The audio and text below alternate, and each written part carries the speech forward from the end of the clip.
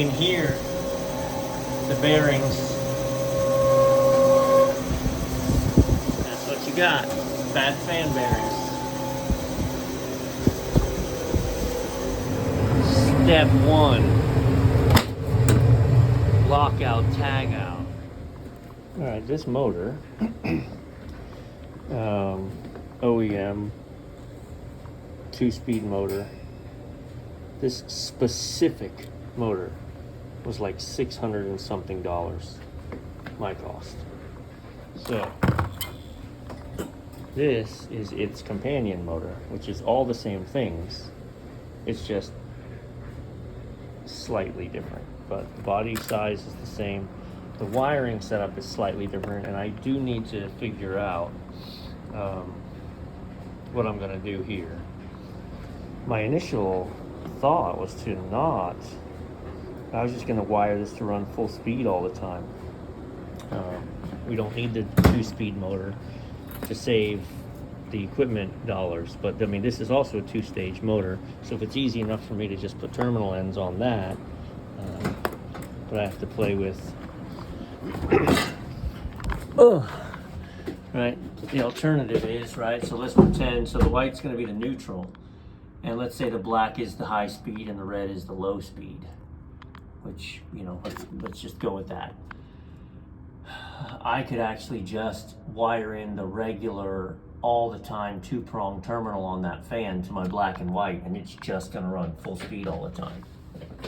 So I'm going to get my meter, and I'm going to hook up to these, I'm going to turn the unit on, and then I'm going to see what gets powered when to know play another tap.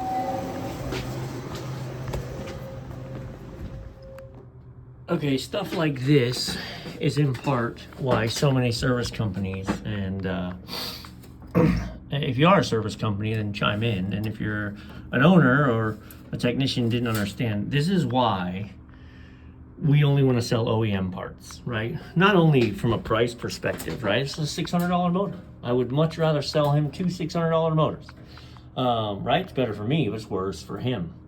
But also, it's easier for the technician, because the motor that I brought out would have been exactly 3 wires done. This one is not. This one requires some fandangling. You know, it needs to get its line voltage through the 2-pin that doesn't exist on here. So I keep a 2-pin, right? A friend of mine gave me this, and so I've had it on the truck, and this is gonna let me provide my line voltage here. I've capped this off, and according to the schematic, if I want counterclockwise, opposite shaft end, I just need to keep all those separated. So in theory, now, when I hit the breaker, which I've actually converted to using the breaker because it's right outside the door, we'll see if this unit starts spinning counterclockwise at high speed. Let's learn together.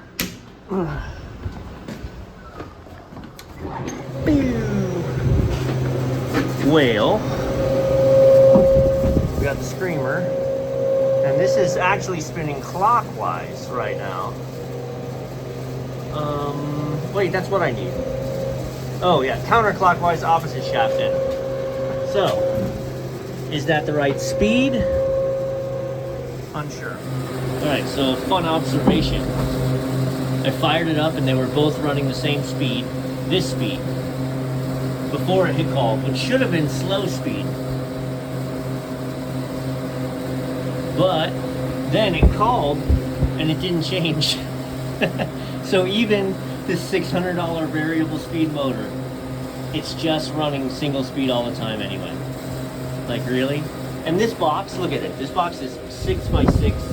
This is so oversized. Like, yeah. Good times. I'm gonna kill this. I'm gonna do my wire management.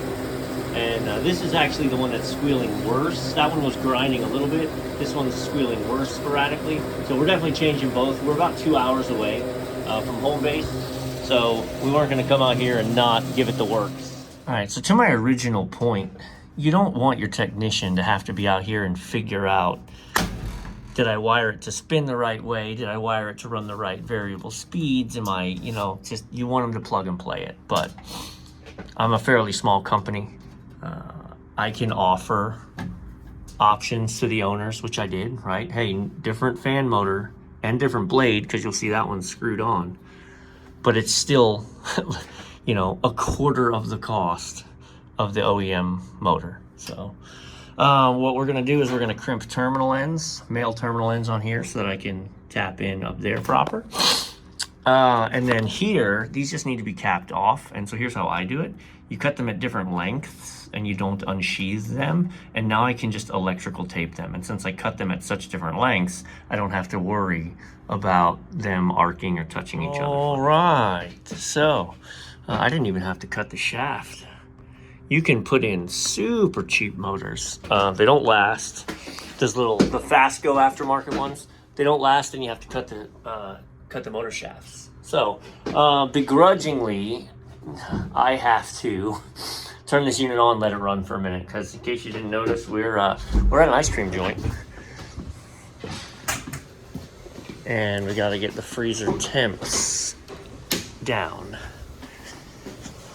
So I'm gonna change both fan motors, but for now, I'm gonna let this box pull down. I'll tell you what, this fan actually is moving more air than that one, substantially. It's a different fan blade, same size, but I changed blade, so I have a slightly different pitch, so I'm moving more air.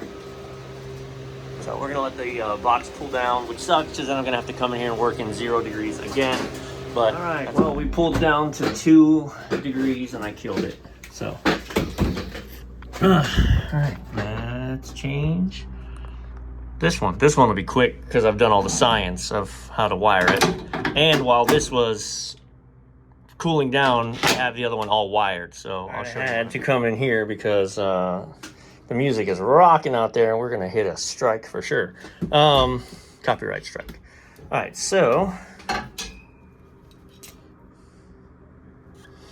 I've got that wired into my double. This is gonna go into there, right? Dielectric grease on all of my electrical connections, including inside there, because again, I'm a good distance away. I don't want time corroding connections in this moist box. There's a vibration that I hear I don't like. Hear it?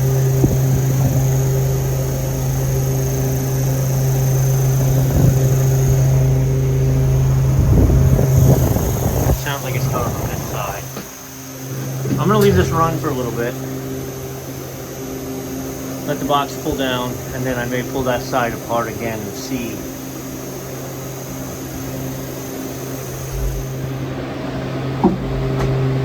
Alright, I don't know what. I'm gonna let it cycle a few times. That vibration's gone away. I was monkeying with the fan, wondering if it was actually just the vibration of the something against the heater in there.